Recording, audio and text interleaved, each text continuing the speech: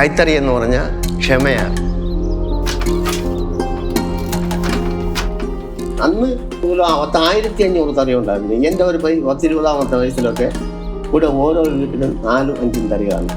ഭാര്യ ഭർത്താവ് നെയ്ത്തുകാർ, മക്കളുണ്ടെങ്കിൽ അവർ നെയ്ത്തുകാരാണ്. ഈ നെയ്ത്തുമായിട്ട് ബന്ധപ്പെട്ട എല്ലാ തൊഴിലും അവർ ചെയ്യും. അതിൻ്റെ കൂടെ ഞങ്ങൾക്കും ഇവിടെ ഒരു അവസരം കിട്ടി, നെയ്യാൻ വേണ്ടിയുള്ള ഒരു അവസരം കിട്ടി. ഇതാണ് വിഴുതുവോ, ഇത് അച്ച്, ഇത് പടി, ഇതിനകത്തുള്ള അച്ച്, ഇത് ഓടം, നെയ്യുന്ന ഓടം, ഇത് പരവടം.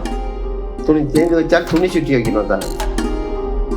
ഞാൻ പഠിക്കുന്ന കാലത്താണെങ്കിൽ ഇവിടെ ഈ 500 വീടുകളുള്ളപ്പോൾ 1500 തറി വരെ ഉണ്ടായിരുന്നു. ഷട്ടിൽ തറിയും നേരിയ തറിയും. ഇപ്പോഴാണെങ്കിൽ അത് ഒരു 15 തറിയിലേ ഉള്ളൂ. കാരണം 5 കൊല്ലം കൂടെ കഴിയുമ്പോൾ ഇവിടെ എത്രയായിരുന്നു നെയ്യൊന്ന് ദൈവത്തിനെ അറിയാവൂ.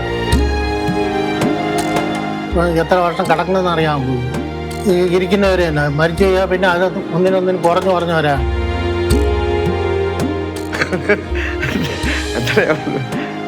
സങ്കടമുണ്ട്, ഒരുപാട് സങ്കടമുണ്ട് ഈ തൊഴിൽ ഞാൻ പോയതില്ല. നെയ്ത്തെന്ന് പറയുന്ന ഒരു കലയാണ്. ആഗ്രഹിച്ച് പഠിച്ച് ഞാൻ വന്നതാണ് ഈ തൊഴിൽ. ഈ തൊഴിൽ എനിക്ക് നിലനിർത്തണമെന്ന് താല്പര്യമുണ്ട്.